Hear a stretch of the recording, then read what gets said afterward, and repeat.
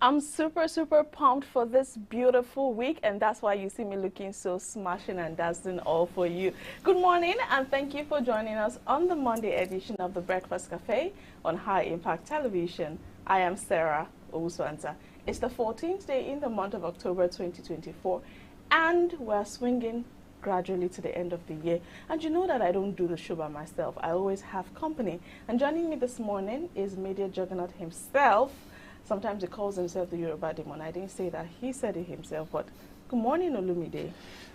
Disclaimer, good morning. I am now a Yoruba angel. You are now? Yes. Okay, something must have happened for you to change and become a Yoruba angel all of a sudden. Well, you know, they say speak what you want into your life, so I want to speak good Positivity things. this week. I like the energy. Exactly. Good morning. I am Olumide Shokoya, and welcome to the Breakfast Cafe. As usual, we get you informed, we keep you entertained and educated. Right. Over the weekend, what was the highlight for you? There was this story about the CEO of Airpeace. Yes. And his financial officer being slammed lawsuits in the US and some sort of investigation. When I saw that story, I was like, what's happening? We recall that when Airpeace began flights, international flights, there seemed to be a lot of bickering where some, will I call them, opposition in quote, felt like, oh, their tickets were very cheap, like they've come to spoil market for them, quote and unquote. But we saw a change in that aspect because their fares went up. And shortly after that, we're now seeing this. They're talking about some sort of multi-million dollar fraud allegation. And they're investigating the CEO, Allen Onyema. Yes. So when I saw the story, I was like, okay, what is happening? But we'll see how that pans out. All right. But aside that, just before we go very quickly, in one word, describe your weekend. Splendid. I like that. I like that choice of word. Mine was very busy. Wow. It was very, very busy. Yeah, it was very busy. But anyways, I'm still here to give you all the juice on the Breakfast Cafe. Let's kick off with our banters and etiquette.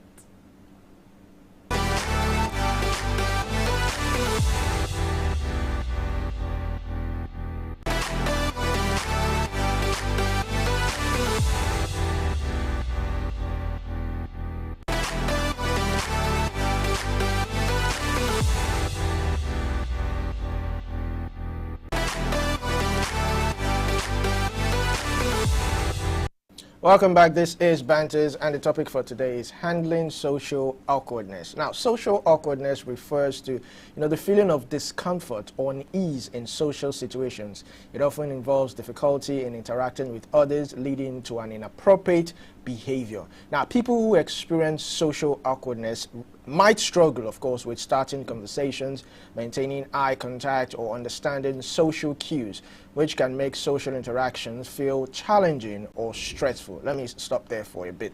I think it has happened to each and every one of us, where you find yourself in a place where you feel like you don't really or necessarily belong. Or maybe you're just a plus one, especially when you're a plus one to an event. You find yourself in an atmosphere like you don't even know, especially maybe you're in a tech forum or something, you don't even know the gibberish they are saying. Especially if your sponsor or the person that invited you, your host, imagine you go for an event with somebody as a plus one, you're not familiar with the people there, you don't really know much about it, and the person probably just leaves you for a long time. Goes to interact, and you're just there by yourself, lost. You can't interact, you don't have an inkling to what exactly is happening. You just feel like, you know what, if the ground can just open and swallow me, or I should just find myself in my house, I'll feel so relieved. So yeah, I've experienced it a couple of times. Not apart from someone inviting you. Sometimes you just go for certain gatherings and you just feel like, oh, you don't match their energy, or you don't match their vibe, or you just don't want to be in this space, and you get so withdrawn. And sometimes it could also be self-esteem issues. If you check it well, you feel like, oh, I can't interact with this set of people. I'm not. They are on a higher pedestal than I am. I can't flow with them. They are better than me. They are this, they are that. So you just see yourself withdrawing, and sometimes it happens like Imagine you find your place with Tony Elumelu, Dangote, or Ted Dollar, and the rest of them discussing, and on you're like, the moment, brace up yourself, build the confidence. They say maintain eye contact. Try when they're talking to you, when you want to talk to them, maintain eye contact. Try to have done some. I'm sure that if you're going for that kind of occasion, you'd have known the kind of people that will be there. If possible, do some kind of research on the kind of people that will be there. Bring up conversations that pertain to them, that concern them. And I know that I felt it might be quite, it might be fidgety. What if they don't see anything meaningful, or what if they snub me, or what have you? But own the moment and take that step. All right, so let's continue. Now, also, just like I was talking about, it's a feeling of discomfort. Yes, I've said that. Uncertainty in social situations, and often resulting in a mismatch between our intentions and actual outcome. Now, let's look at the types of social awkwardness. Now, we have general social anxiety. We have situational awkwardness. Now, we have lack of social skills. We have cultural differences and introversion. The last two, cultural differences and introversion. If, for instance, you find yourself in a wedding that you're not familiar with. I remember once, the first time I attended a Nikai, it was quite, new to me. I didn't understand everything. It was just, so I just sat down and I just kept quiet. Yeah, I've attended such ceremony before, but where I know I've experienced a very weird level of awkwardness was it was actually a religious gathering, but it was a denomination quite different from mine. Yes. So seeing their way of service and doing things, I felt like I can't relate. Like, I was just there looking. I just had to respect the person that, invited me. It was so different, and I just told myself, you know what, this is so weird. I couldn't interact. Even when they said, okay, they always call for those that are first timers. Yes. I didn't even, stand up because I felt so awkward in that situation. Yeah. All right, now let's look at causes of social awkwardness. We have fear of rejection or judgment. Yes, we discussed that. Also, lack of social skills or experience, cultural or language barriers. We have anxiety or stress. We have unfamiliar environment or situation. We also discussed that. Now, strategies for handling social awkwardness. Prepare ahead, just like Sarah said, do some research, find out what the gathering is all about, do a bit of couple of things so you have something to say, some ideas to say. Now, we also have practice active listening. Yes, you have to actually listen to know what they're actually talking about. Use positive self-talk. Embrace imperfection. Don't always feel like you have to be perfect. Use body language. Practice social skills. Seek common interest and take small steps. Now, we have overcoming social awkwardness. We have gradual exposure. Of course, that's the only way you can actually, overcome this. You have to be going out. You have to be out there. One of the things is so many times I say, you know what, I have to be more, I need to be out there more. I need to be having conversations more. I need to go for events more. I need to visit people more. And when people invite me for events, I would rather just sit in my house. It's so bad that I'm always complaining about the fact that I don't have anywhere to go. And a couple friends will hit me up and say, you know what, there's this event, there's this hangouts, there's this. And when they first tell me about it, I'll be so pumped. Oh, yes, I'm going to go. We'll plan. 2 days to the event, I'm having fever. Fever of the fact that I'm going to go out. 1 day to the event, I'm like, day of the event like this, most times hello, what's up, I'm sorry, I can't make it again. I'm sorry if I've done any of these things to you. But it's just that thing of, I'd rather just be in my space. And at the same time, I want to go out and mingle. So it's usually a struggle, So when they say overcoming social awkwardness, gradual exposure, as much as most times we don't always feel like it, it's always great to just take that step. Go out with people that you're comfortable with. True. Sometimes you can even go out yourself. Go out, go on. You can go online, look for events, get events, go out yourself, take yourself on a date, go out with friends, family, register for conferences, Just go out as much as you can. Try your best. It's not going to be easy. Don't be like me. Step out of your house and go out. All right, let's quickly take the last few ones. We have role-playing, focus on others, set realistic goals, reflect on experiences, and of course seek professional help. I think that's where we'll put a stop today on Banters. Let's go on. In a couple of minutes or a couple of seconds we will take the newspaper, so please stay tuned.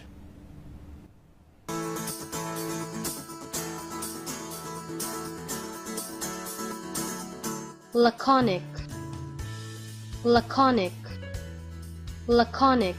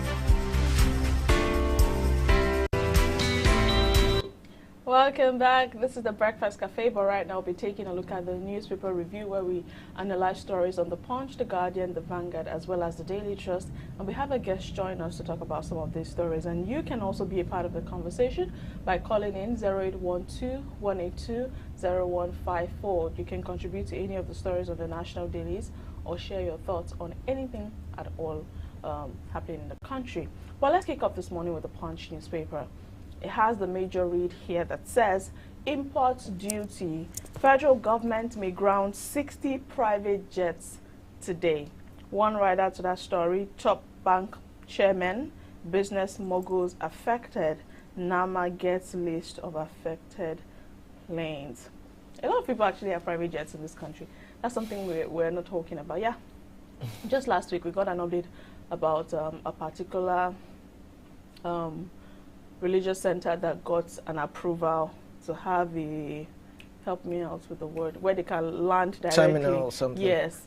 And, you know, it goes to show that quite a couple of people have this private jet. But seeing that about 60 of them would be grounded, top bank officials 60 private jets have been included in this list over import duty. Well, like you said, people have money in this country because to park a jet, every day there's an amount you pay every day. To park that, you pay dues, you pay a lot. So, yes, some people actually have money in this country. Well, I can get details of that story on page 8, Punch newspaper. Just above that, we see this one. God never planned suffering for Nigerians, actually. This statement is credited to former President Olusegun Obasanjo. I saw another story I saw over the weekend that broke my heart. I was like, what's happening? Price of egg. They said we should expect the price of a crate of egg to skyrocket to 10,000 naira.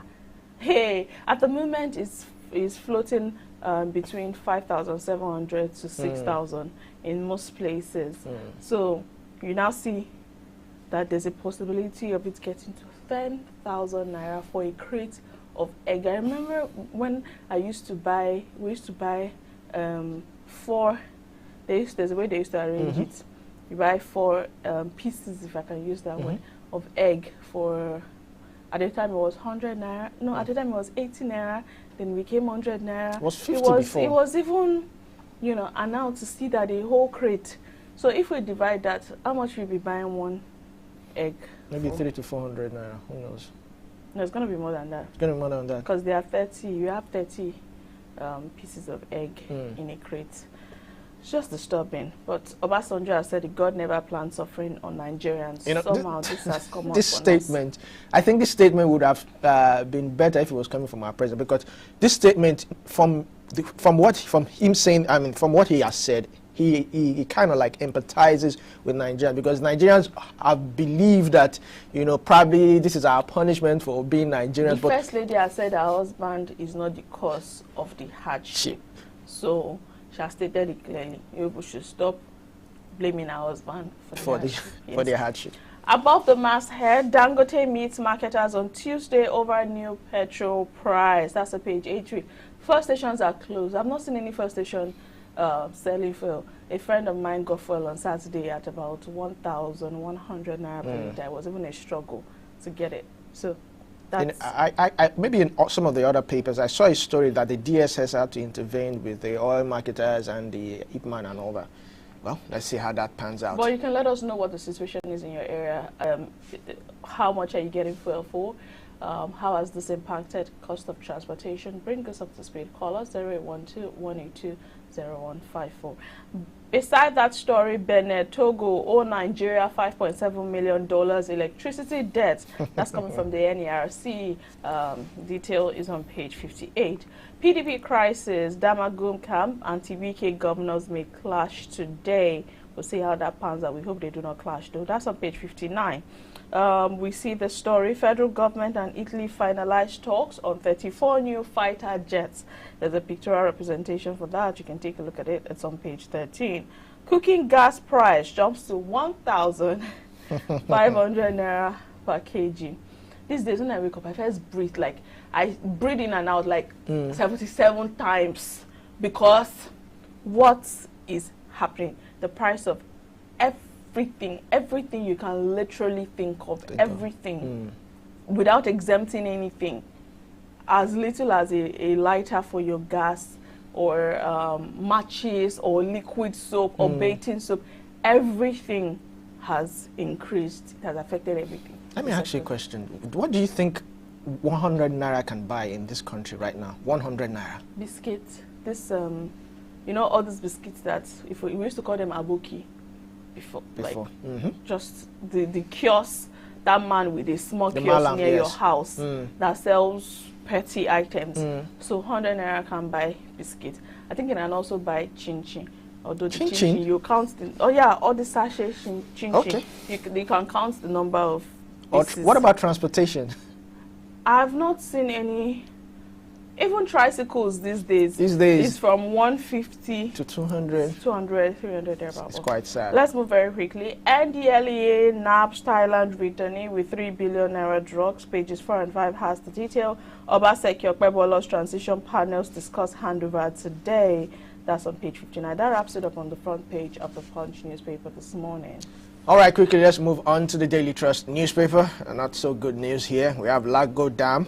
High-risk state brace for flood. We have 3 writers to that story. It says, NIMED predicts thunderstorm and moderate rains in Taraba, Borno again, and others. We have another writer. It says, government asks residents to relocate to where?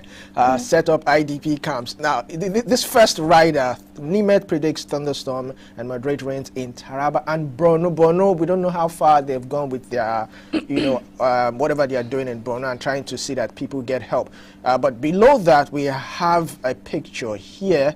It's quite also rather sad. I'm trying to get the caption. The portrait of the slain Hezbollah leader. Yes, you can see what war. Yes, we can see what war causes. Below that, we have severe malnutrition rises by 51% in the north.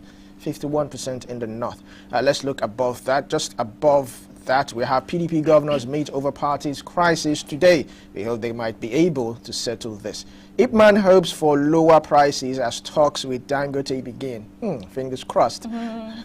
Amidst 27 million housing deficit, many states unoccupied in Abuja. You wonder why. You can read more of that on page 7, I think, on the Daily Trust newspaper. Now, we have 3 more stories. Nigeria not on ballot for UN Human Rights Council poll. This is coming from the president. I'll take that again. Why.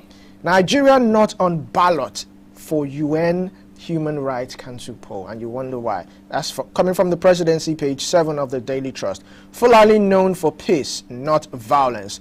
This is coming from the Emir of Zazao. We have the last one, truck crushes couple and one other to death in Ogun. Condolences to the family. I think that's what we have coming from the Daily Trust newspaper. Yeah, this conversation around trucks crushing, tankers falling, you know, it's just sad that so far nothing very concrete. I know about other crimes where tankers that are transporting petrol or gas or whatever, they don't ply the routes during the day. During the day, yes. They have a special route and they only go at night. Yes. You know, that's one of the steps they've taken to avert accidents and cases like this. But here you see trucks carrying container, and the container is not even tied properly to the truck. The container is just sitting on the truck, and the trucks are not even well balanced. They're not okay. So any slight swerve, anything could happen. We saw what happened with the tanker at the on the Ojuelegba bridge on Friday, yes. Thursday night into Friday thereabout. It's quite scary. That, very rampant. But we hope that they do something in that regard. 0812-182-015 is the number to call to be a part of the newspaper review this morning. Let's quickly take a look at the Vanguard newspaper. Now, the front page of the Vanguard greets us with a major caption that has to do with petrol crisis. And it says, petrol crisis, federal government resolves NNPCL and marketers dispute. A lot of riders to that story. What Olubide was saying earlier, NNPCL refunds 15 billion naira to marketers after DSS intervention. So if the DSS did not end up being, would that just be a conversation that will be swept under the carpet? And why is the DSS intervening? Well, that's another question. The result. I know we spoke about it. I don't know if it was myself. I don't know if I had a conversation with you or Vivian when we had this update about this money that is being withheld, and we're asking why NNPCL is holding such huge amount of money. But we're glad to see that after DSS intervened, they have refunded the money. But a lot of riders, you can get all the details on page 5 of the Vanguard newspaper. Just above the masthead, we see the story, Edo government writes Okpebholo and APC on formation of transition team.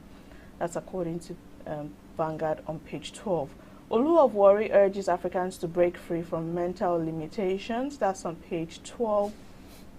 Now this one says, price of bread rising faster than inflation rate. Yes.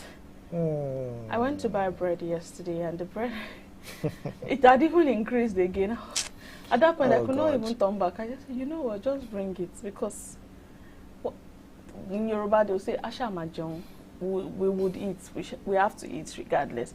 And you know, how much are buying bread now? Okay, we have a call. Hello, good morning. Hello. Good morning, what's your name and where are you calling us from? Good morning, what's your name and where are you calling us from? My name is Sofape. I'm calling from Benue State. Thank you. Please turn down the volume of your TV set so we can have a smooth conversation. Okay. Please go ahead. With respect to the newspaper, that's I'm calling. I hope I'm up on to High Impact TV. Yes, you are. Please go ahead with your thoughts. Okay, my concern is the fuel price increase and the gas, the price in the increase in cooking gas. And I just wonder what our leaders are doing in this country. You talked about the cost of transport for tricycle. In other places, you are saying it's 150. Here in Benue State, the shortest distance is 300 naira. Wow. 300. The shortest distance is 300. You can imagine. And we are buying cooking gas here for 1,650, 1,700. Wow. Wow. For a kg. So I just wonder how they want people to survive. That's very I just wonder, our leaders should just look inward and see that people are suffering. Right. Thank you so much, They should Umar. just see that people are suffering. Thank our you for leaders calling. should please consider the plight of people. People are suffering. Thank you so much for Please, calling this they morning. should just consider people. Yeah. You see, this is the plight of every Nigerian right now. There's no middleman. There's no middleman. You're either here or you're here. Yes. It's affecting everybody. When people are already buying in Benue State, on the papers, we haven't seen gas to go to 1.5 per It's kg. already 1.5 opposite But in my Benue house. State, they are buying it for 1,650 for a kg, and the least transportation is 300 naira. Yes. And you see that their salaries are not going up. So how exactly do you expect somebody that was earning the same amount 2 years ago, that still earning the same amount 2 years ago, that is still earning the same amount now with the cost of living to survive? the call for the government to hear the cry of the people has been on for months.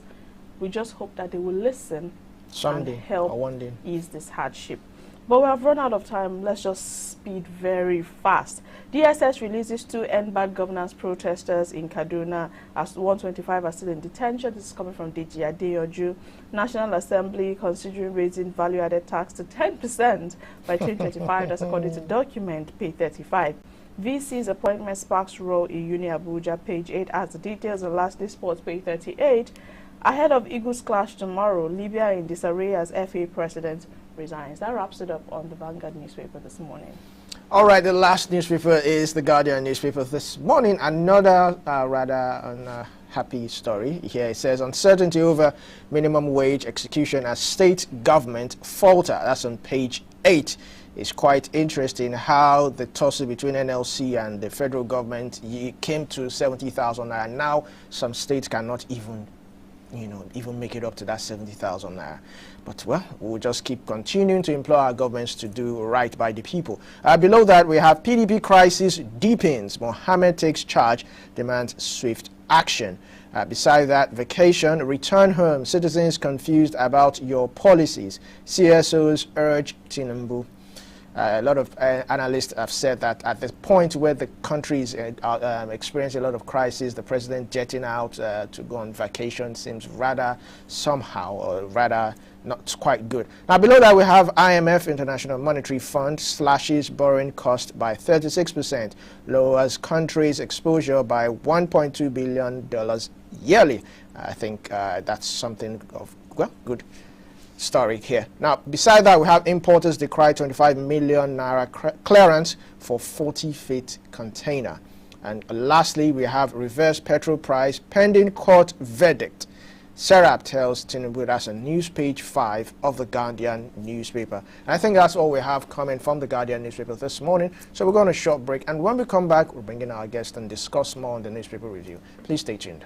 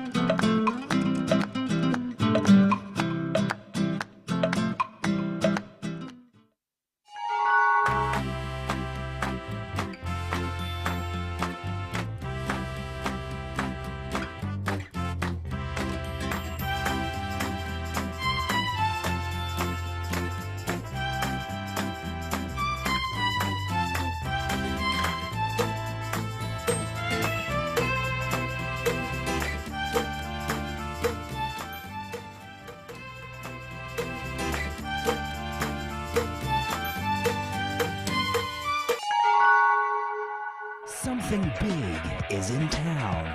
Something powerful and majestic.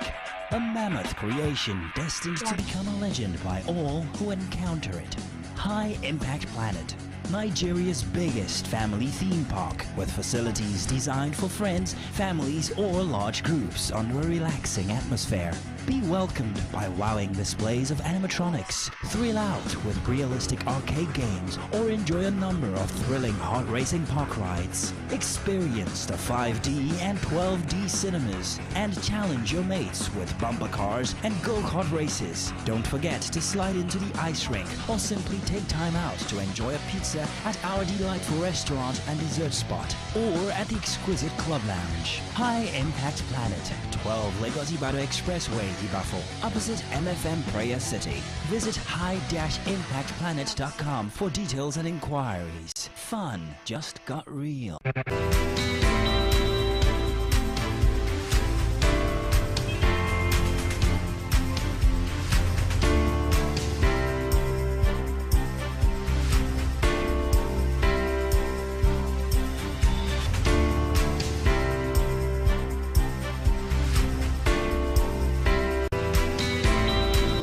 Welcome back. It's still the newspaper review on High Impact Television. Don't forget you can also join us. You can stream on YouTube and on X, formerly known as Twitter, at High Impact Studios. You can also call us. The number will be displayed on your screen. Let's have your thoughts. What's happening in your area? Are you even getting fuel? Do you have access to fuel this morning? And let's continue. While we get our guest in, I'd like to look at this particular story from the Guardian newspaper talking about minimum wage, uncertainty over minimum wage execution as states governors, falter. It brings me back to the question I was asking back then when the NLC and the federal government were going back for that. The governors were absent at that point.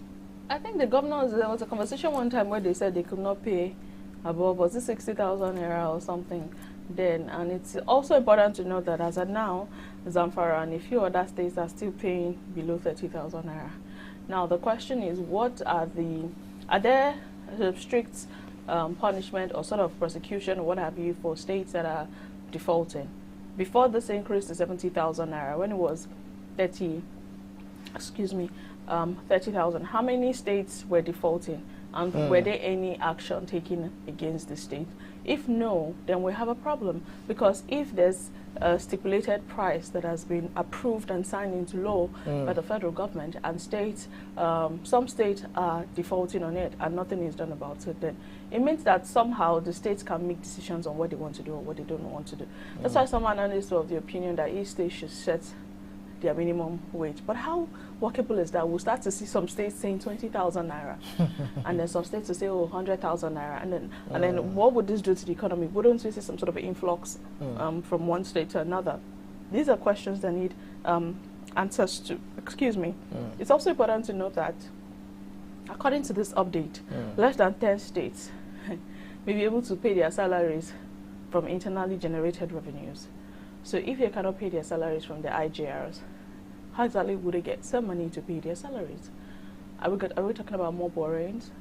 Or are we talking about some monies that have been approved for certain projects that will now be diverted to paying salaries? So many questions come into my mind with this headline, and it just disturbs me, because this is not the time where states should be contemplating if they can pay 70,000 naira or not, when 70,000 naira cannot even suffice. Can't even buy a full tank. I was telling someone yesterday that in the space of 2 days, that was between Friday and Saturday, right, I had lost, not that I had lost track, but the amount of money that I had spent just on stocking up or what have you is mind-boggling. Yes. Because you go to the market with a budget. I'm budgeting 50,000 naira to go to the market, but I promise you, by the time you come back, you've spent nothing less than 80,000 naira. True. You did not increase the things you wanted to buy, but the prices of the things that you wrote to buy increased. You did not buy extravagant things. You didn't buy clothes or whatever. Just basic things that you need in the house. So if they're still debating 70,000 naira, that doesn't even suffice. This popular actor, Kunle Remi, yes, he has been lamenting. Yes. I think he said he used 83,000 naira to fill up his tank. Yes. And he has not recovered from it. I don't even want to know how much we fill up my tank right now, because before about 30,000 naira used to fill up my tank. So now we should be looking at maybe 60,000 naira or thereabouts. So you're talking about 70,000. What is 70,000 naira right now? Let's be real. People. I'm so pained because yesterday I saw a lot of people were trekking. I went out, so when I was coming back, a whole lot of people. There were fewer commercial buses and tricycles on the road. Fuel stations were not opened. So a lot of people just decided to walk. People are now eating once a day. And when they eat that once, they just drink water and feel like, okay, I'm okay. We're not even talking about children that need certain kinds of food. Egg is very important. Bread. So if you're not buying one crate of egg for 10,000 naira and you're earning 50,000 or 60,000, you have a wife, you have children, you pay school fees, you pay rent, it's a whole lot, honestly. It's quite, I don't know whether you've noticed that street begging has tripled these days, and it's not just beggars now, it's just normal human people that are dressed well. Like they are properly dressed, and you just hear, sorry, excuse me, ma, please, ma, can I? And although some of them are not, some of them are lying. Yes. Some of them are actually trying. True. Like, yes. if you're not careful, you spend about 10,000 or 20,000 on streets begging. Yes. You just, so it shows that people just want to survive. It's hard. Senior Advocate of Nigeria, Femi Falana, even though he said defaulting governors will be prosecuted, have they been prosecuted in the past? Has anybody been held or brought to the book that, you know what, your state government did not pay this minimum wage, so you are being prosecuted? Has there been any case like that? So what is going to make this one different? Considering the fact that the federal government also came out to say private sectors that are not paying 70,000 naira minimum wage they should consider jail them. How about those that are in government that are not paying? I've not even been paying the 30,000. What have they done to them? Have they given them jail term? Have they prosecuted them? It makes absolutely.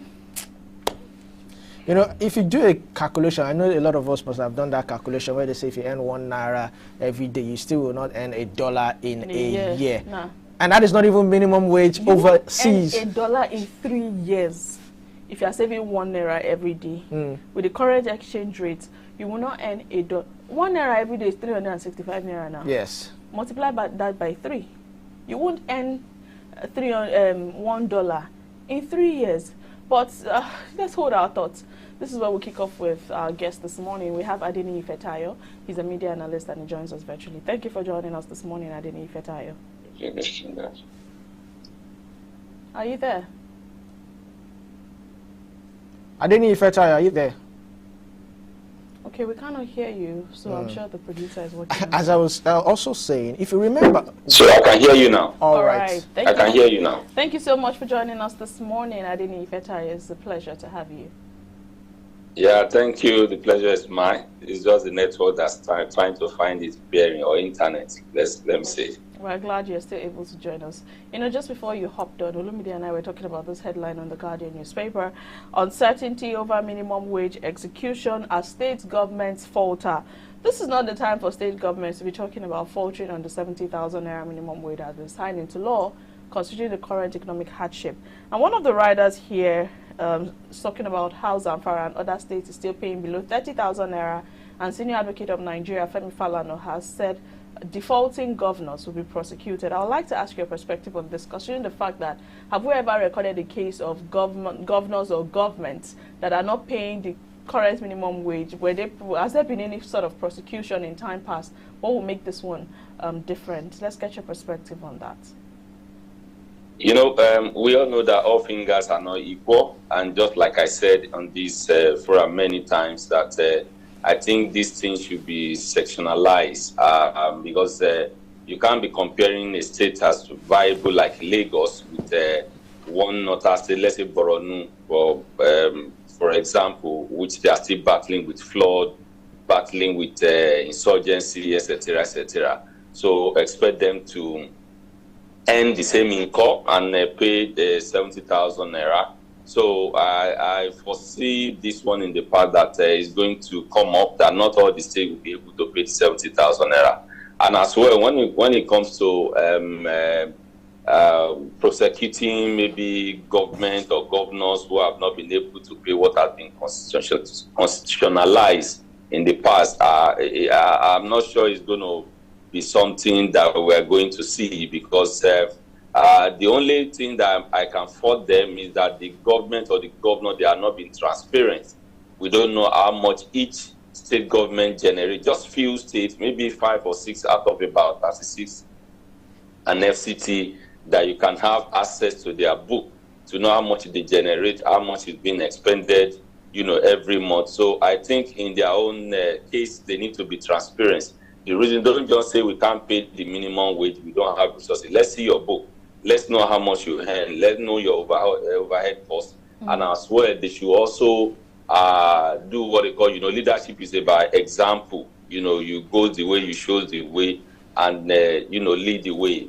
If you are saying you cannot pay others 70,000, just a meager 70,000, and you are going on with over 20 million, 30 million naira every month, so you have not shown leadership by example. So I think they should still go back to the table, especially the NLC. Call them, let's know what you are earning, what you earmark for infrastructural capital project or infrastructural project and all of that. So then we know if truly you are saying the truth that you cannot afford or you cannot pay minimum wage. If not, this thing will continue to linger on, and it will come to a point that workers, which is the engine room of any government, will be owed salary for months, even year, if care is not taken. Just before Olumide comes on here, you said something, and you said you've been saying it on this forum, that all fingers are not equal. We cannot expect what Lagos State to pay the same amount that Zamfara State is paying. But what would that do for the economy if, for example, Zamfara is paying 20,000 naira as minimum wage, owing to their peculiarity, and Lagos is paying 100,000 naira as their minimum wage? Wouldn't we see some sort of instability and influx from one state to another? What exactly would that do for the economy? How would that help us? Would it cause more troubles? Let's get your perspective on that. Yes, you know, excuse me. You know that when it comes to governance, sometimes you look at the cost of living, the standard of living in a particular region or a particular state or a particular environment. It's just, I'm sure you are very familiar with those of us in diaspora. I don't say, when I mean diaspora, Mowe, Ibafo, and all of that, the cost that we pay to get a 2-bedroom apartment.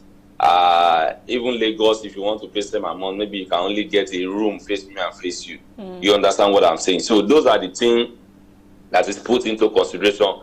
Consider the food now. What you buy, the yam that you can have, you can buy in let's say Zamfara or Boronu or tomato, all those things, where that is where the majority of those things, food items, are being produced and bring to Lagos.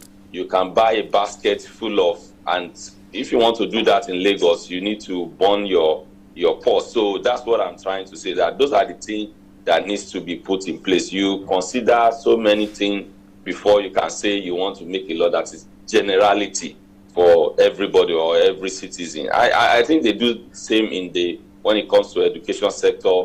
When students are seeking admission, they will say there are some states that are less advantaged. So let's bring it down a bit low than what is obtainable in other states who are very viable when it comes to education. So the same thing can apply for the economy. Everything will still balance, because what you buy 2 naira in Sokoto, your 5 naira might not give you such in Lagos. So those are the things that need to be put into consideration. All right, thank you very much. Let me divert your attention to the Vanguard newspaper, which says the National Assembly considering raising VAT to 10% by 2025. This is a document from the Vanguard. Now, before you respond to that, I'm sure, I don't know whether you've seen that viral video of Senate President Godswill Akpabio saying or referring to Nigerians that wherever you can see free food or wherever you find free food, please take it. Please help yourself. Is it mocking Nigerians, or what does that mean actually? I want to believe it's not that it's mocking Nigeria. It's just saying the reality that you have got to a point that Nigerians, or some Nigerians, they are finding it difficult even to put food on their table. You know, we used to say 3 square meal, and who told you that 3 is a square? Well, so some have not even gotten 2. So he was just saying where you can have access to free meal, or like some people doing CSR. Don't put yourself high and say, no, I cannot be begging. I have a friend who is in Canada that said that when they got there, there's a place where you can go to pack some food, like a food bank. He said initially the wife, wants to show that, no, I'm first class lady, I can't be doing this. He said, my brother, I will go pack them for 2 weeks as they eat them. But what I will encourage, instead of him saying that Nigeria, anywhere you see food, just go there and make yourself comfortable, I will have said that they can open a food bank in some maybe 6 geopolitical zones to start with.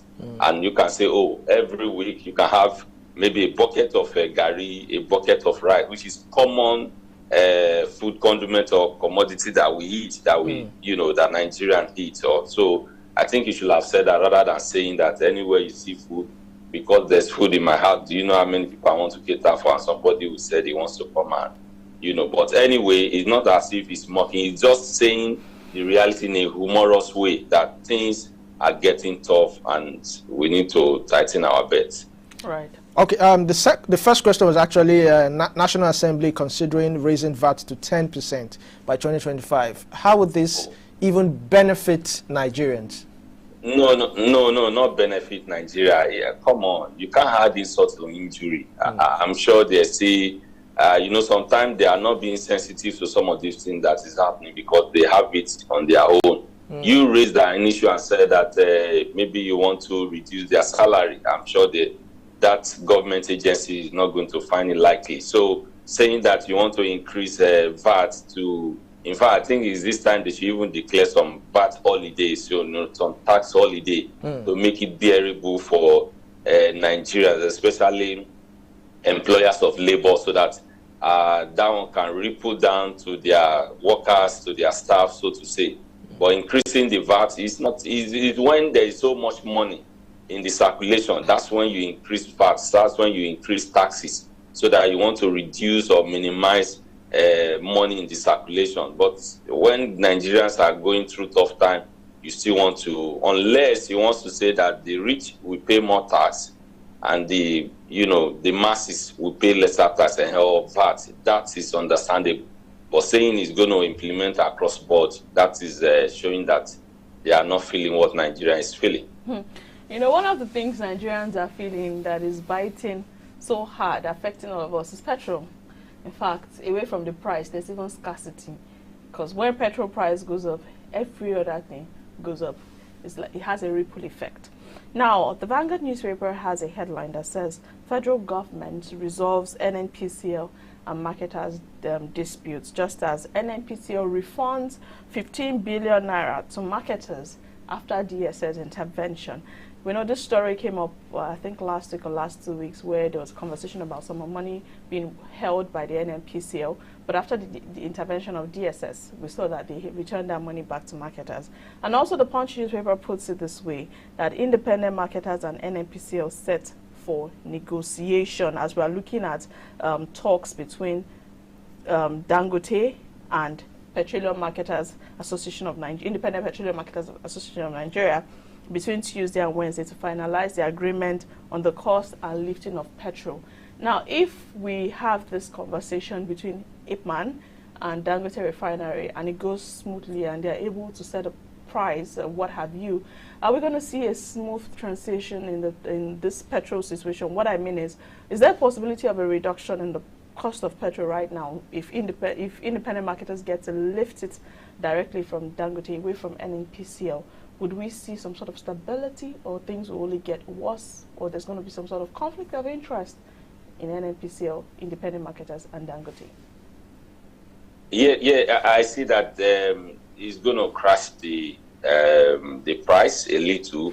Why I said that was because NNPC now is a corporate organization to make profit, a little bit profit. It's no longer a government agency because it's been deregulated and all of that. So now what NNPC did initially was, because the first set of crude oil that was sold to Dangote was done, the transaction was done in dollars. Yeah. So I'm sure by this month end, that refined crude product will have been exhausted. And because NNPC was the only one that can lift refined crude oil from Dangote.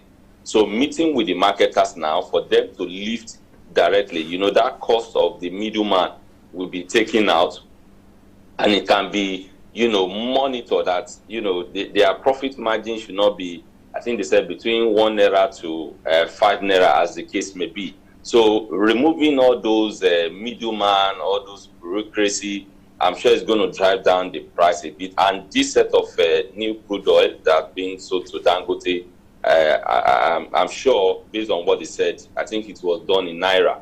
So that one alone will reduce 40% of forex, looking for forex to buy petroleum product or to lift petroleum product from Dangote. So these are the things that are considered a bottleneck, that Nigeria is paying so much for the refined product that they even have. So going forward, I see a situation in the net, like I told someone yesterday, in the next 3 months or thereabouts, this competition is going to drag down the price, and Nigerian will be the beneficiary of it all. Because just like you said, whenever petroleum prices goes up, every commodity, just follow the trend. So if it goes down, let's just pray that people are not greedy to remain constant rather than, blend with it and reduce the price. So are you trying to give some sort of certainty and surety that come to 3 months' time, if the independent marketers can't successfully, have this agreement with Dangote,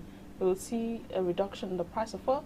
From your analysis, is that some sort of surety and certainty that you're trying to give? Yes, because the thing will not be done in secrecy. Initially, this one we said it took me A, B, C, D to import or to lift these refined products from foreign country, but now you have it here. So it reduce cost of transportation, it reduce cost of shipping, it reduce cost of personnel, reduce so many costs. So by the time they take off all those things, I'm sure it will drag down the price a little bit. Just like I said, there will also be out of the 12, one person or one marketer will still be Judas Iscariot to be greedy about the old stuff. So, but definitely majority, 70% will benefit of crashing of petroleum pump price.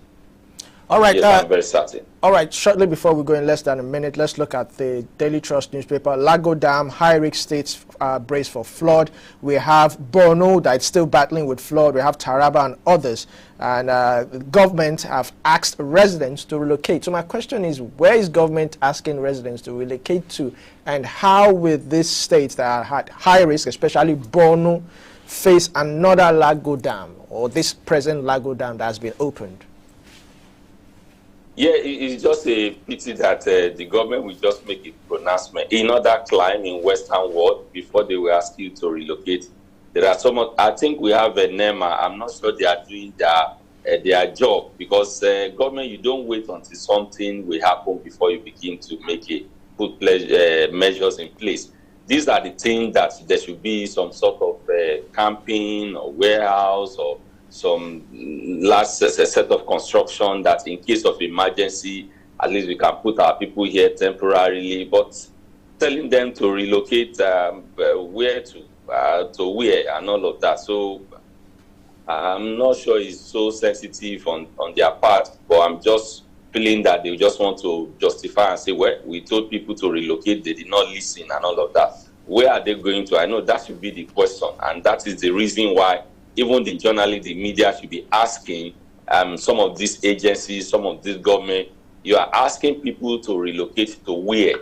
Because I don't know, I'm not the government, and I'm not sure whether there's a follow-up on that, oh, we have provided this place for them, please, if you're in this area or you are at this location, relocate and move, because what is coming is bigger than what we saw before.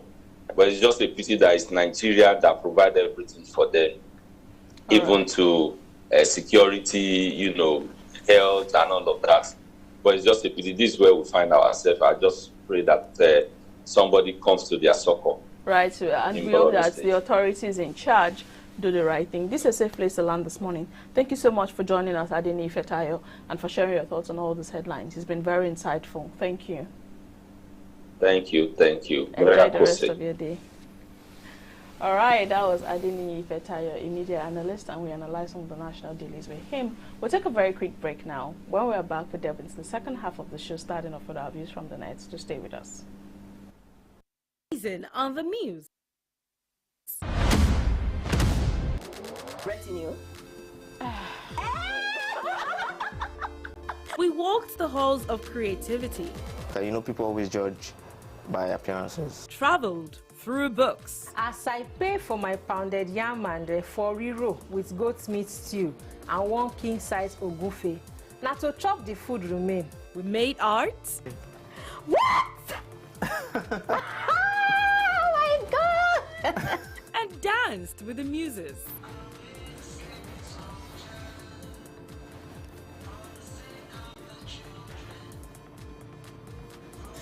Oh, this here ends with EY. Catch new episodes of The Muse on High Impact Television. Secure.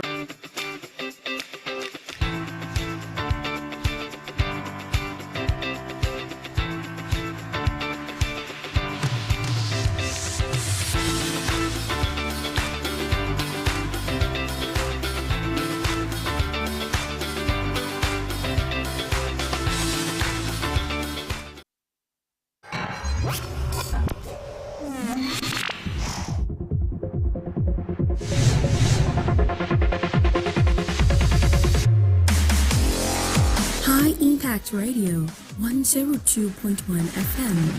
The future is now. Welcome to the high side of life.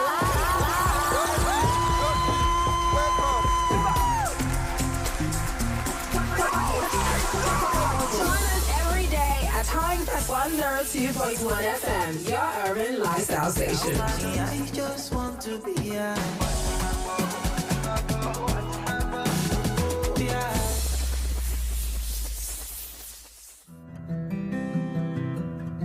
As a child, what is most important to you is love, warmth, acceptance, and security. But as you grow, there is a paradigm shift in the way you approach life. The interest you lose in some things, you pick in other things. Sometimes, the road is smooth. Other times, it is rough. Every step of the way comes with a new hurdle to scale. You win some, you lose some. You laugh hard, you cry hard, but at the end, you look back with a fulfilling smile and say, "What a ride." High Impact Television equips you with what you need every step of the way.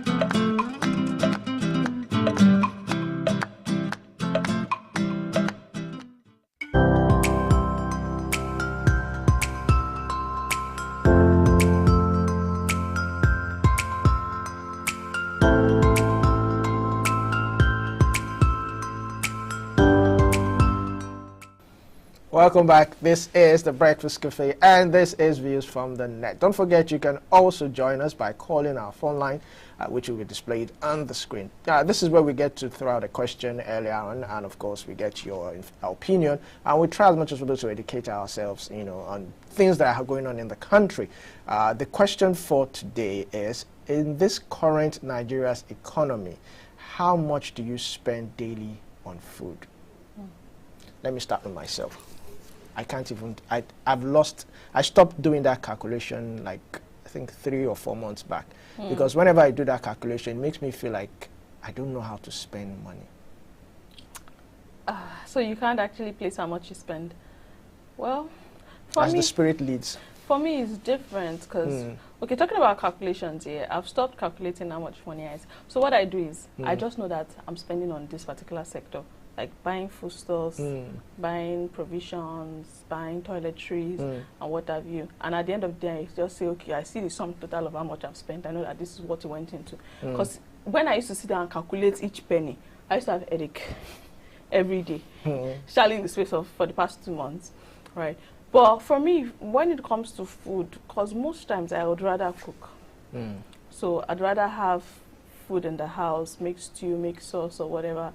Then I cook, maybe I bring to the office, on when I get home I cook and all of that.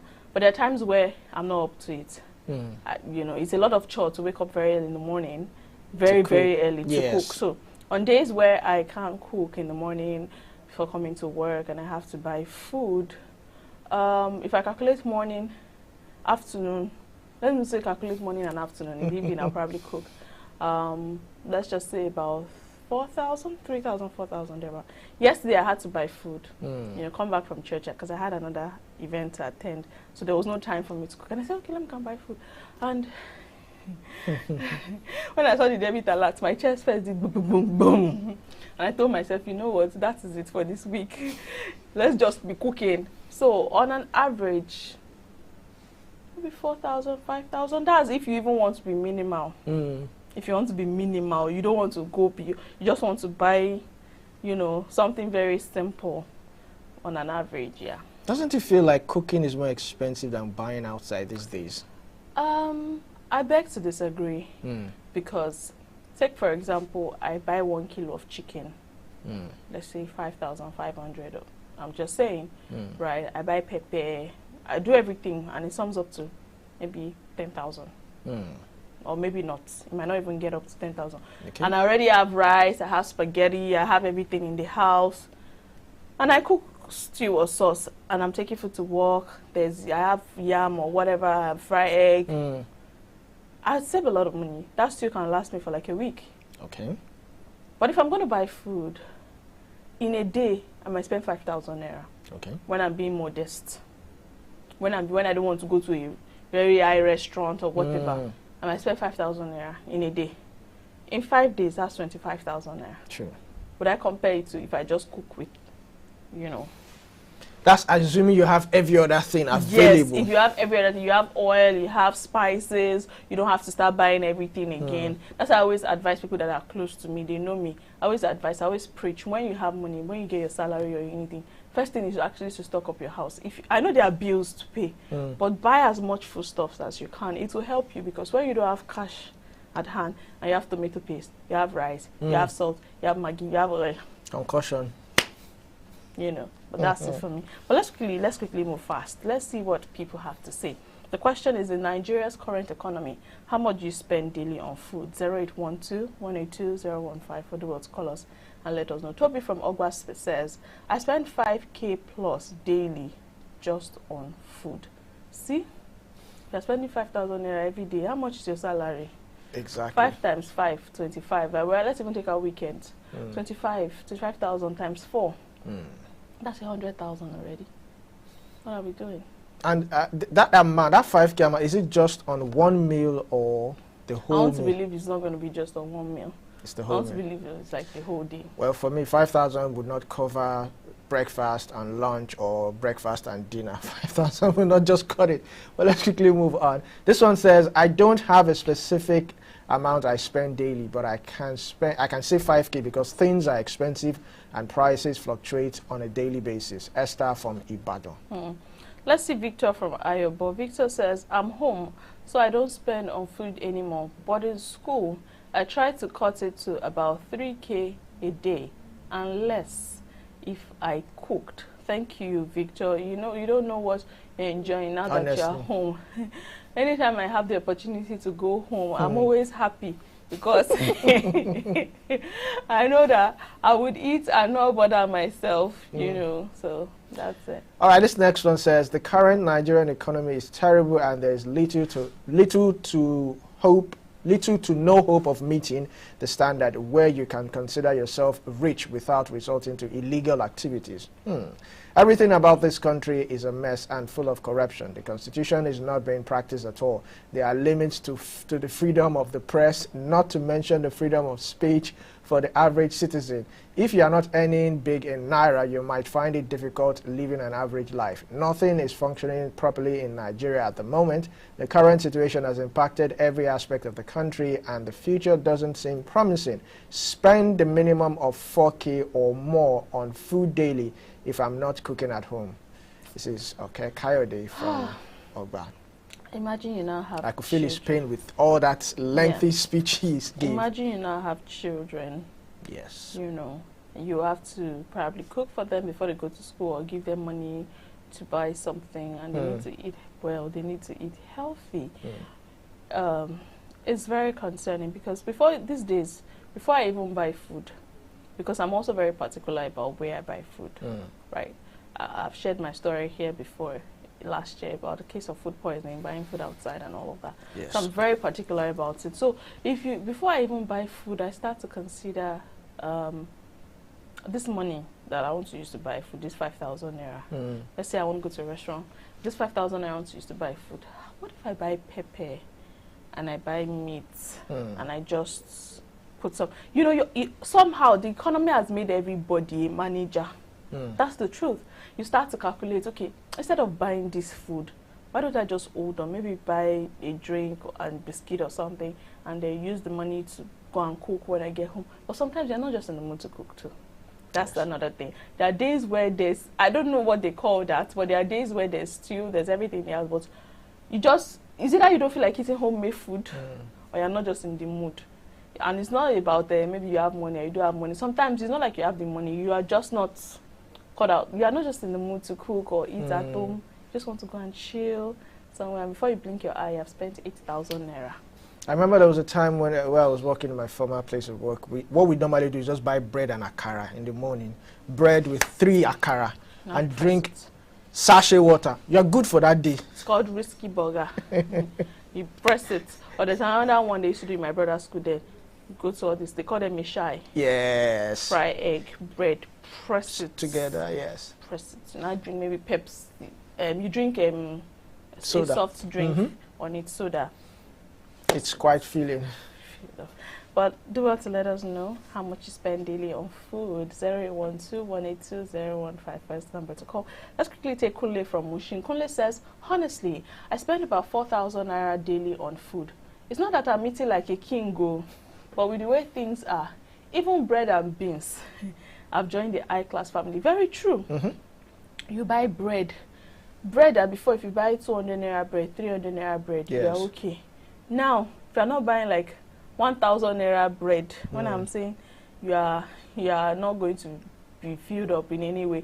And beans is also very expensive now. Yes, very I think last time I bought a derica of beans, it was over 2,000 naira for a derica. Last time I bought beans. So before you buy 100 naira beans and you're like, it's so much. Now if you buy 500 naira beans, I'm not really a beans person, so I don't know how to scale it that way. Well, it's the sad reality. All right, this one says 500 naira if I'm fasting. 500 naira daily. I want to see what you buy. 2,000 if I decide to eat lunch. But when I try to treat myself, 3,000 naira disappears like magic. This economy, no fit allow me chop well. Chidima from Enugu. 500 naira, I think that should be maybe Gary. No, let's also factor in the location. The location. Now, this is Chidima from Enugu. I don't know how things are in Enugu, but can we say maybe the cost of living there is a little bit... You might go to Ibadan, and that 5,000 naira you're eating to eat at the spot in Lagos, you might spend 2,000 naira or 1,500 naira and be satisfied in Ibadan, or Abeokuta, or another location, or Ogun State. You know, my mom stays in Ogun State, so whenever I have to go to Ogun State, there are some things that are cheaper there. There are some things that are more expensive because they tell you transportation to Ogun State. So we also need to factor in the environment, and of which there are also some places in this Lagos that with 2,000 naira you'll be filled up. Yes, let me not cast myself, but people that know me that I'm just gonna say I like amala a lot, right? I was getting to that, but I like amala a lot, yes. And you go to a proper buka, you want to eat amala. You are not buying goat meat or whatever. If you want to buy goat meat, if you want to buy goat meat now, it's about 1,500 naira thereabouts. Or 2,000 naira. But you just want to eat a decent meal. With 2,000, 2,500 naira, you will be okay. I tell you, you would be very okay. You can sell a wrap of amala for 200 naira. 200? Yes. I don't know how many I think it's 300. No, it's 200. 200, yes. but it will be very small. Well, it depends on your definition. There are some places that they sell 100 naira and it's still very okay. So how many are you eating? If you buy 800 naira and they sell meat for 200 naira. It's tiny. No, like it's something called tinuero. Intestine. Okay. 200 naira, normal meat 200 naira, for 100 naira. For 100 naira? Yes. Yes. Where I buy my food, they don't sell for 100 naira again. It's 200 naira. There are certain locations you go to, and you buy it, and you probably buy like 4 meat and pomo and everything. You buy bottled water, or if you want to buy sachet water or what have you, and you would be filled up. You know, so there are certain locations like that. You just need to factor what you want to eat. There are times you also want to eat spaghetti bolognese with turkey, or you want to eat asun rice.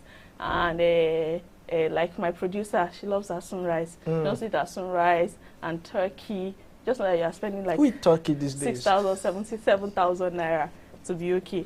But let us know. We know that we see that you're trying to call in, but the network is a little unfriendly. Don't give up. Don't keep trying. It will come through. 0812 182 0154 is the number to call. Now let's quickly take Ahmed from Kaduna. Ahmed says, I spend 1.5 daily, but to be fair, excuse me, it's just for the basics.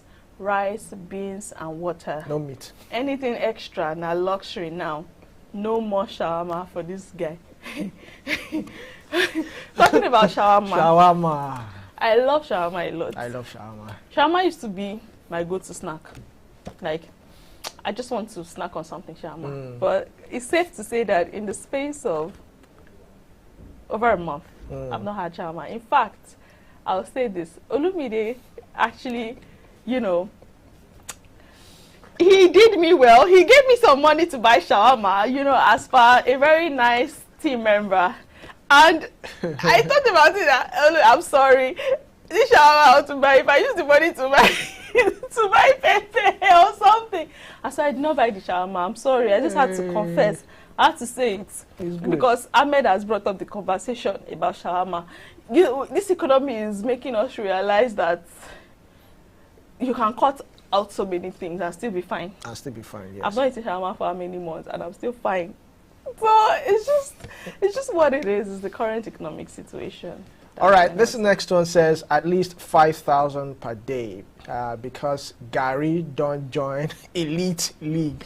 I get mouth to feed for house. If this economy was a movie, it would be Mission Impossible.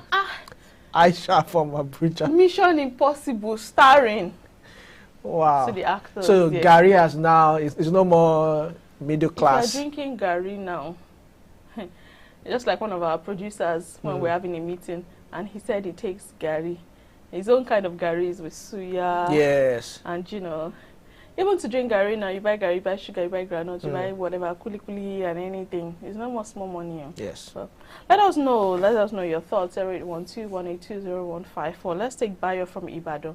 Bayo says 1,000 naira on days when I eat like a monk.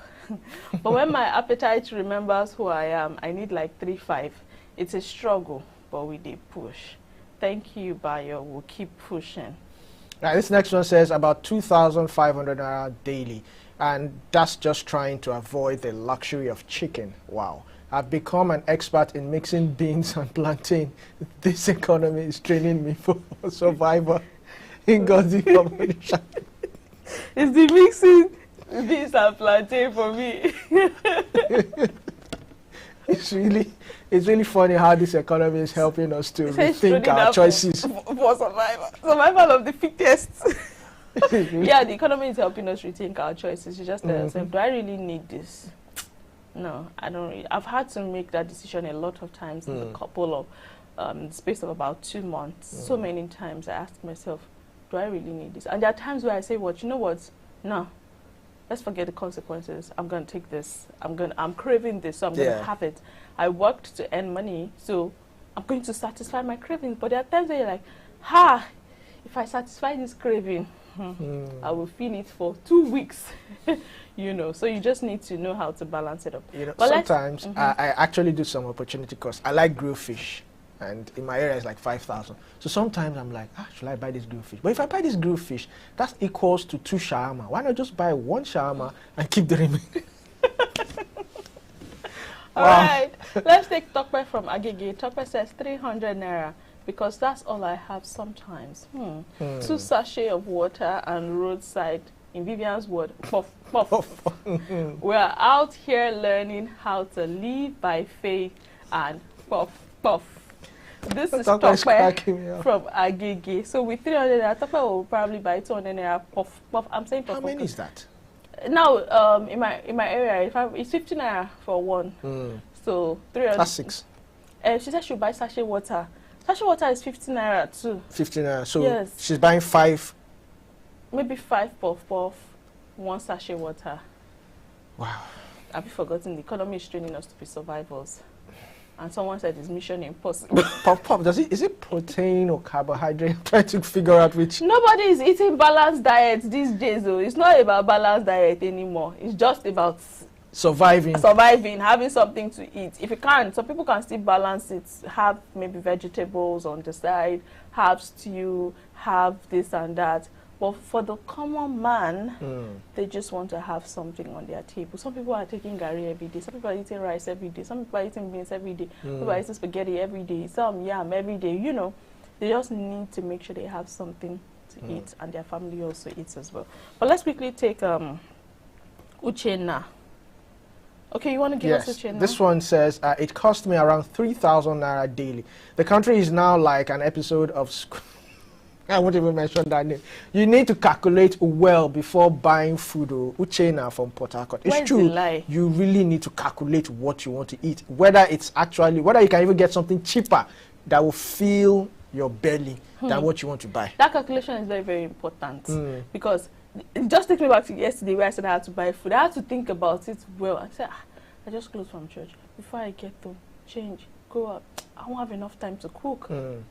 It's a proper work. You have to calculate and think. If it's not worth it, drop it. If it's worth it, take the risk. And when you see the debit alert, just chest it and say, it was worth it. Sometimes I feel like buying spaghetti or macaroni, and I'm like, but I have rice at home now. Why not save that money and just eat rice? It's calculation. But that's all we can take on this segment. Thank you so much for sending your comment. We're sorry we could not take your calls. There's a bit of a network glitch, so the calls are not coming in. But still keep your phones very close as we're moving into another segment where you can also call in as well. We'll take a very quick break. We'll be back in a moment.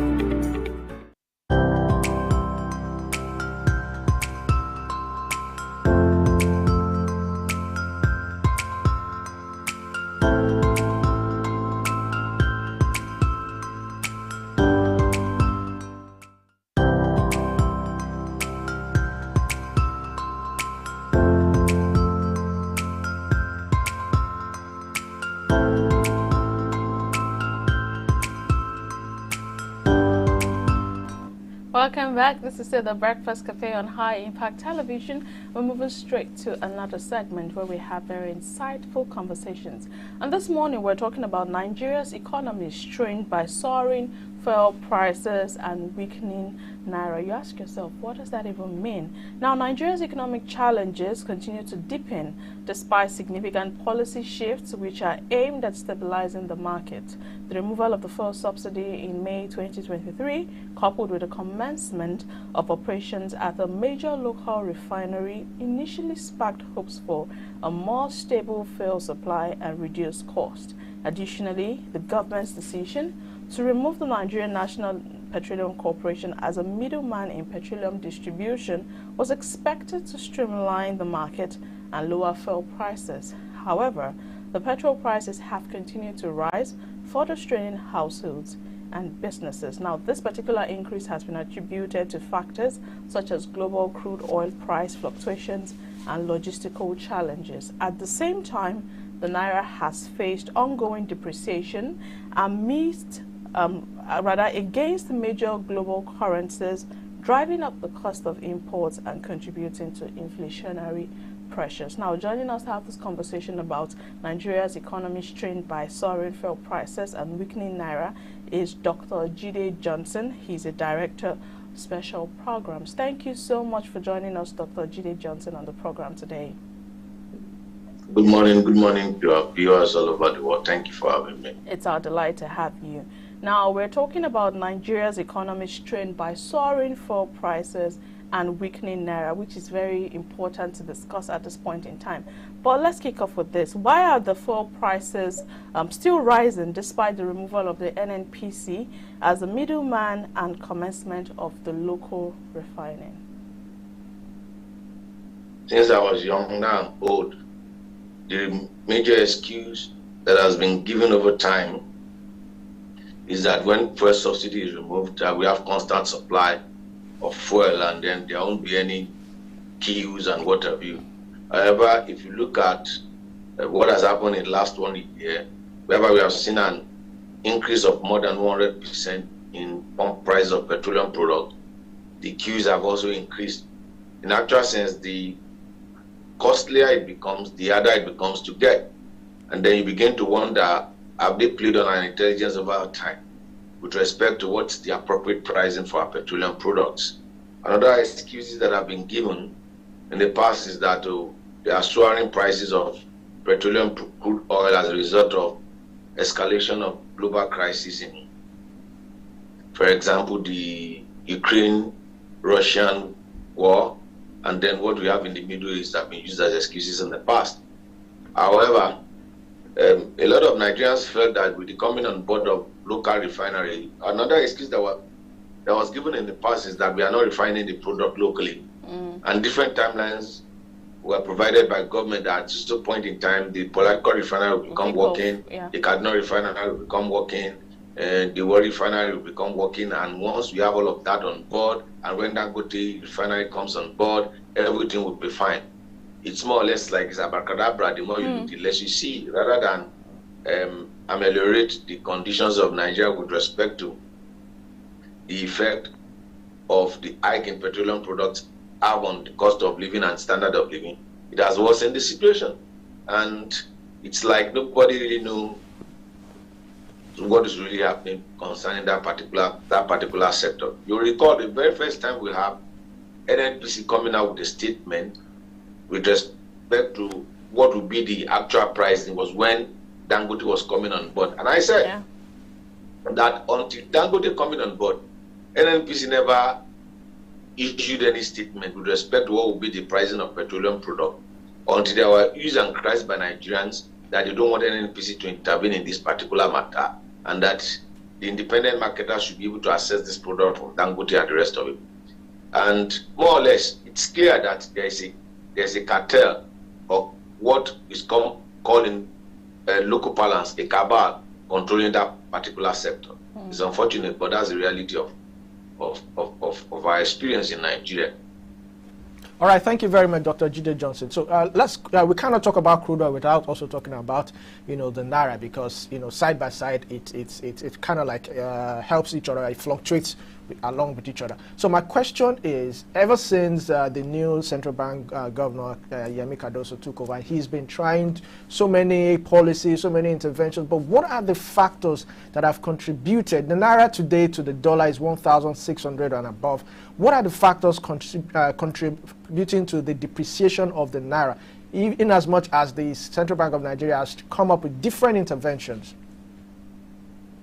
Monetary interventions cannot solve that particular problem.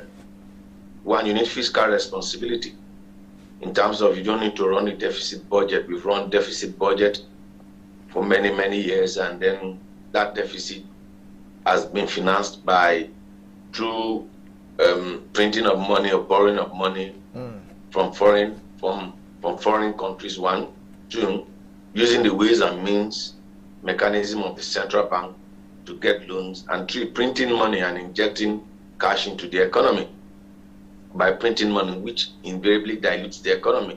Does not solve the problem, it contributes to inflation, which above all weakens your currency compared to other currency at the global level, at international trade. It's very clear that Nigerian economy is a service economy. It's not a manufacturing economy. You need to grow the manufacturing sector. You need to balance your import with your export. Your export needs to outgrow your import. And how do we do that? We need to strengthen the manufacturing sector.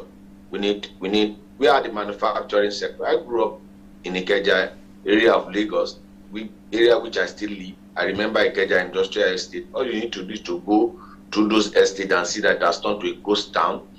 Or you talk about the Lukeju Industrial Estate, or you talk about the estate in Isolo Axis, or you can go on and on and on and on. What has happened to those manufacturing sectors? So if you look at the cross of the major campaign in America for the 2024 presidential election, it's about bringing back jobs to America. It's about bringing manufacturing jobs back to America. The question you ask is, what investment has successive government since 1999 made concerning the manufacturing sector? The industries are far gone. The Manufacturing Association of Nigeria, they've been crying for more than 20 years with respect to different types of intervention that they want government to do, the protectionist agenda that government should do to protect local manufacturing sector. What have we done concerning that? So the Naira cannot gain strength comparable to the foreign currency until we invest. The ones that are making money at the banking sector, look at the profit that the banking sector posts. It is people in the service economy. Look at the profits that the telecom sector posts at the end of the year, and compare that with what happens concerning last year. Out of the 10 most valuable brands in Nigeria, successful companies, 8 out of those brands were service sector. They were in the telecom sector and the banking sector. It tells you something is fundamentally wrong with the way the base with which our economy is based. So there's no magic one that anybody can do, and we make critical investment in the manufacturing sector. And this present administration and previous administration have not taken drastic steps to address this particular area, this particular important sector that is critical to the growth of the economy. What they do is that, they are traveling abroad to do for foreign investors. They've not created an enabling environment for local manufacturers of goods and services to thrive. And then you want the Naira to compare. Why was the Naira? The question you need to ask is, why was the Naira stronger than the dollar in the 70s, in the 80s, in the 60s?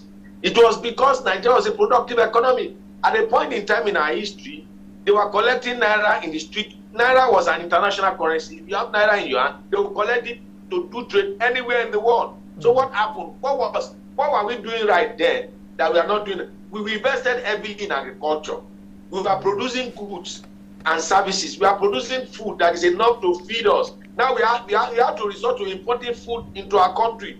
The money, the and foreign exchange that should be used for other sector is being used to import food, to import rice, to even import fabrics. When in the past you have many companies. Look, in the last 2 years I've been fortunate to travel to Kaduna, and I think I've spent at the stretch on 7 different occasions, at least one week in Kaduna, for about 6 or 7 times.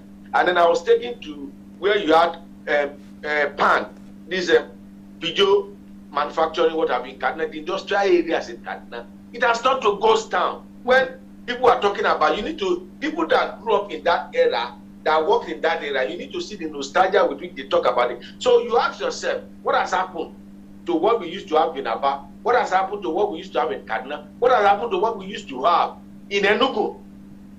That to Lagos. But all what the political class have done in the last 24 years is to pay lip service to the manufacturing sector, which is the sector that grows the economy. The service sector cannot grow the economy. Palliative cannot grow the economy. Investing money in the ABC of governance, which is infrastructure, cannot grow the economy. You need to incentivize the manufacturing sector. That's how you grow your economy. That's how you strengthen your currency. And if we don't do that, it is a vicious cycle. We come out of economic recession, we go into depression. From depression, we go into recession. Recession, we go. So the vicious cycle has been on and on until we go back to the drawing board and look at what we were doing in the 60s, in the 70s, and in the 80s that were traveling. I tell people this. You know those who are the richest people in the 70s and in the 60s? They were farmers. They were not politicians. They were not people who operate in banks and the rest of it. You know those that are richer now? They are people that are, it is not the real drivers of the economy that are the richer. It is those that are providing services. And that's fundamentally wrong with our economic system. Right. You know, we're talking about the Naira, the exchange rate, and all of that. We cannot have that conversation without talking about the impact this is having on businesses, which is actually visible. But we'd like to ask, how are businesses adjusting to the volatility in the exchange rate at the moment, and what are the implications of these for import-dependent industries, and how can they navigate through this? Now, all you just need to do is what are we seeing? We are seeing downsizing of company, or some will use right sizing of company. We are seeing a lot of small business. We said it over time. One, Nigeria is a monoproduct economy. The major resources we get is from the sale of crude oil, and which is also the driver of the economy, because every economy is driven by energy, and the major supply of energy that we have is from fossil fuel. It's not even from energy from electricity, because it's not everybody that has electricity. Most small businesses are powered by diesel. They are powered by PMS. So invariably, once there is a corresponding increase in the price of those products, what do you think will happen? It will raise the cost of the business, and then what happens? It affects every other aspect of that business. And we have seen that for you to grow the economy, you need small and medium scale enterprise, which cushion the effect of providing employment for larger section of the society. Now we have seen unemployment being on the increase. We have seen a lot of Nigerians resorting to begging. We have seen you and I know quite all right that because they see you on the screen, they think you are a rich person. I can say this without a shadow of doubt, that I know you can't count the number of times the requests people have made from family, friends, acquaintances, and the rest of it, asking you for one palliative or the other. So if you have a palliative economy, so the entire economy is affected because, one, the energy prices has been driven up, and because energy prices has been driven up, and our economy is not a thriving economy. As a result of the Naira is not stable, comparable to other currency. That fluctuation in the value of Naira, in the exchange rate of Naira, definitely will affect every sector. Will affect every sector of the economy. And whether you like it or not, what's the standard of living? The standard of living has dropped. The cost of living has increased. All right, thank you very much. Still talking about the depreciation of the Naira. If you look at it, it's not just from this administration. If you look at former President Muhammadu Buhari, there was a time Naira was like about, to a dollar, was 300 Naira. And even before that, there was a time Naira was 150 Naira. So this decline has been happening from different administrations, which means certain administration did some things that held the Naira, and certain administrations did certain things that made the Naira fall. So, but at this rate, the Naira is declining. If nothing is done, what are the potential risks or consequences that would affect the economy? Well, the risk, they are apparent. It's very clear for everybody to see. They are apparent. It's clear.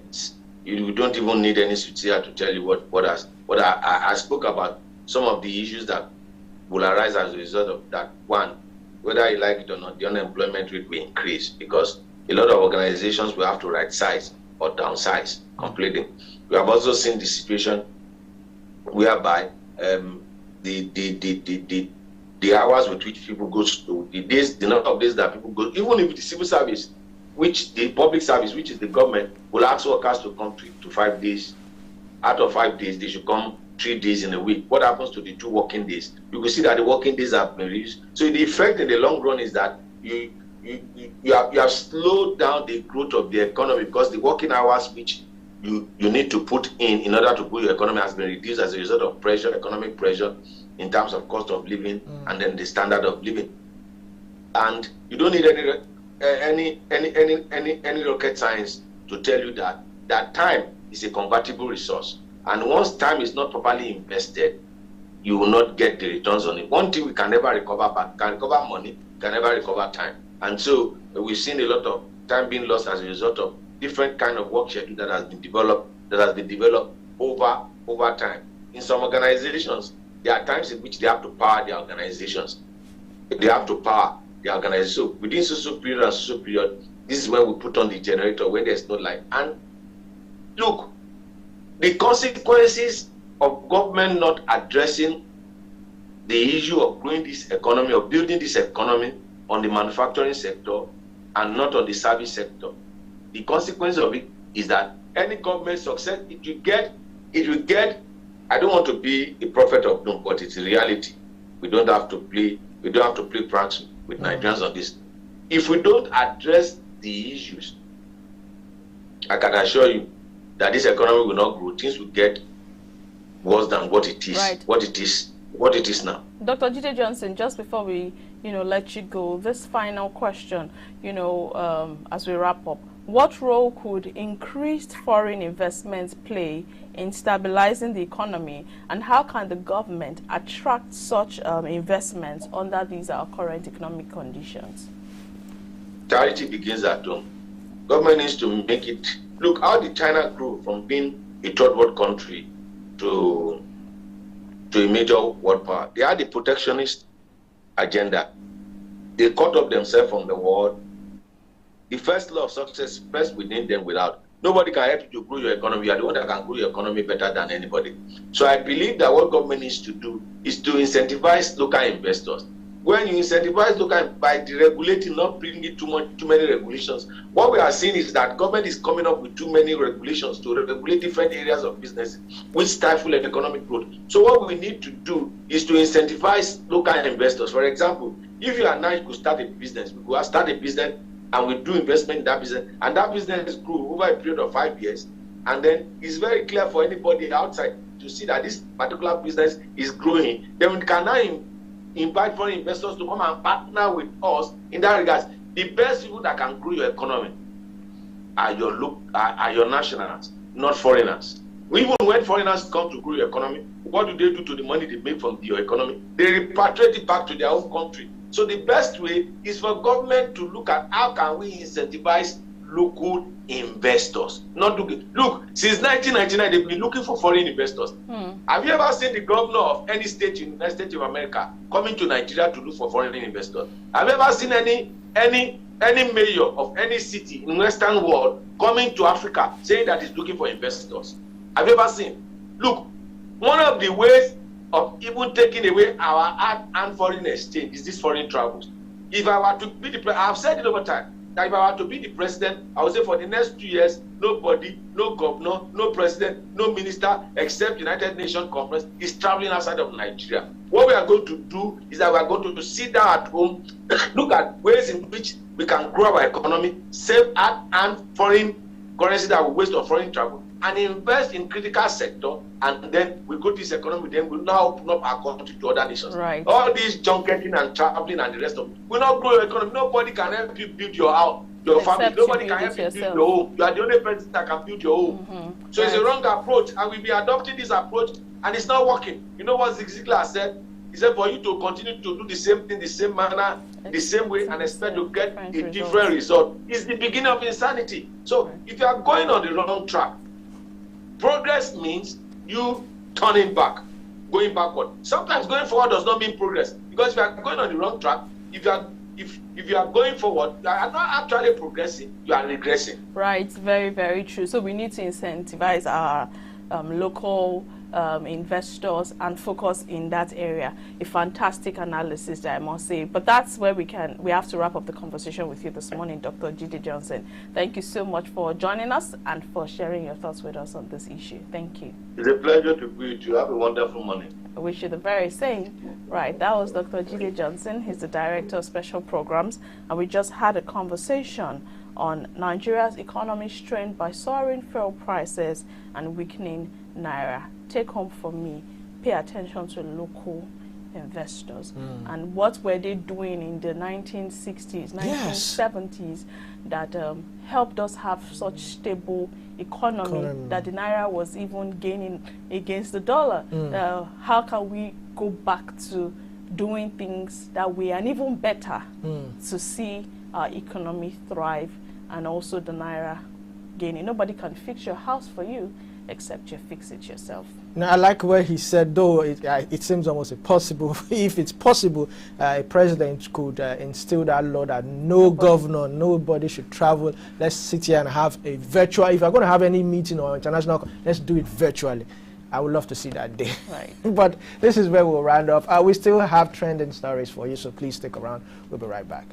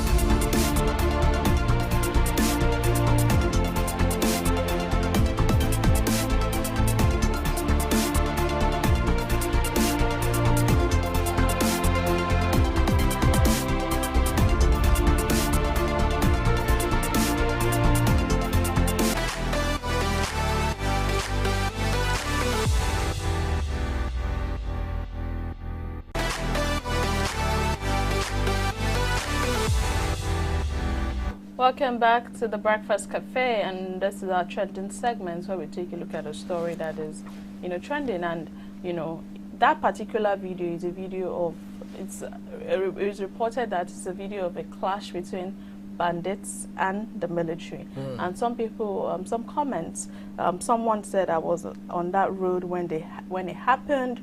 We slept on that road at Sefer village, and according to him, bandits had taken so many people, and the soldiers were trying their best to handle the situation, and they asked them to stay there till morning, and they had their truck on the road. Nobody could pass, so they had to wait. So it felt like a clash between the bandits. Well, it was from a distance, and I'm just wondering, is it that the police, the military, were on that spot where the incident happened without going after the bandits?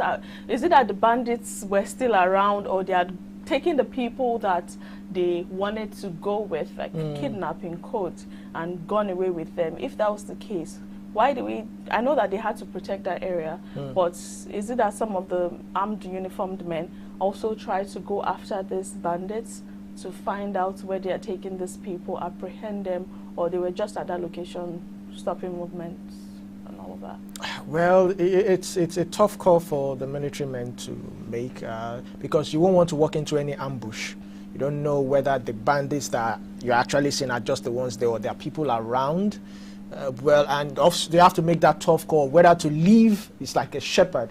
You would have to leave the flock behind and go after that one person, or stay wasn't back. That also sort of, in a way, endangering the people that are there?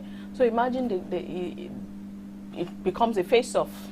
Imagine it becomes a face-off, and we see some sort of, attack or whatever between the bandits and the military. The safety of the people that were asked not to move, the movement was stopped. How safe is it going to be? But let's see the comments that we have. Let's take some comments this morning. This is Shadow. Shadow says, this is one of the things I'm passing through when I was there. So today, if I see anyone speaking evil or bad about soldiers, I shed tears. Why? Because they don't know what they are saying. So apparently, Shadow was at the incident and saw what the soldiers were trying to do to salvage the situation. Do we have more comments? This is Oluwadamilare, and Oluwadamilare says they are not even being paid enough for risking it all. Another person says, so because they are not being paid, they should run? That's a rhetorical question here. The observation minister says the soldiers are the ones that are supposed to be earning the outrageous salaries and allowances they pay CBN staff for doing nothing reasonable. Now we're digressing to, not digressing, it's starting to seem like a sort of appraisal for the soldiers over this act.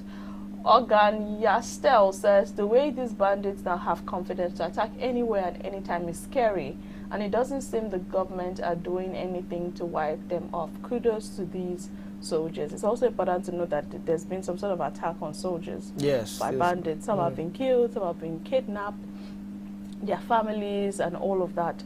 But it's fantastic to see that the soldiers were trying to salvage the situation, and we hope that the people that the bandits had taken a job is enough to, you know, cater to. Money cannot buy life.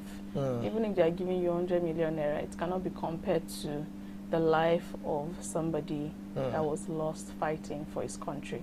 But we hope that, and we sincerely desire that the situation around insecurity, banditry, terrorism will be nipped in the bud, and people will have the confidence and they'll be so free to actually say, I want to travel.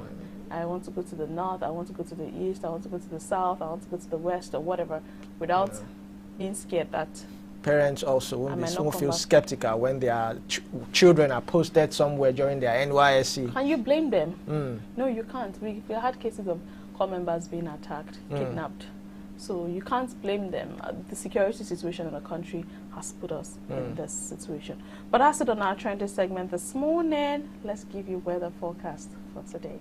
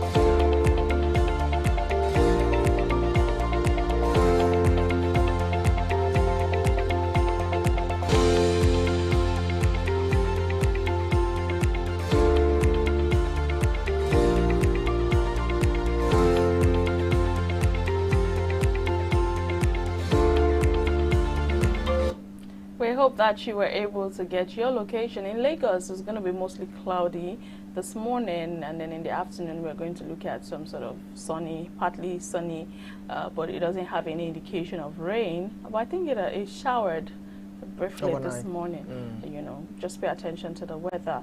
And on that note, we have slowly come to the end of the Breakfast Cafe this morning. It's been a delight. Major thanks to our guests, Adeni Ifetayo and Dr. Jide Johnson, for joining us, and for everyone who made this a success. Thank you. Thank you for your calls. Unfortunately, the network was a little unfriendly today, but let's try this again tomorrow. Thank you for your messages, and don't forget to follow us across all of our social media platforms at High Impact Studios, High Impact TV. I am Sarah Ozan. Have yourself a fantastic Monday. If you enjoyed this show, why not join us again tomorrow? Let's do this again tomorrow. Same time, same station. I am Olumide Shukoya. Enjoy the rest of your day.